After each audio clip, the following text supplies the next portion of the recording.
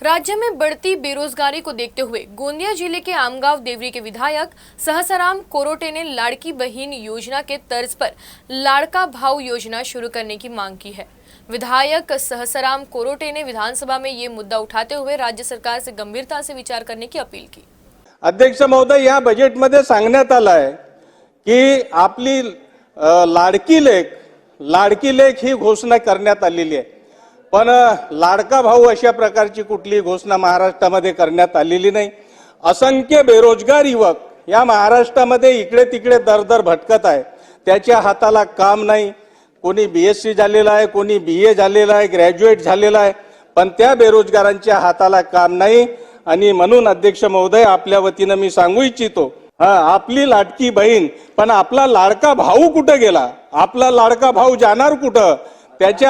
त्याच्या हाताला काम केव्हा मिळेल? उद्योग सुरू होण्याच्या ऐवजी अनेक उद्योग बंद झाले आणि त्यामुळे युवकांमध्ये नैराश्याची भावना गावागावामध्ये आणि शहरामध्ये सुद्धा निर्माण झालेली आहे।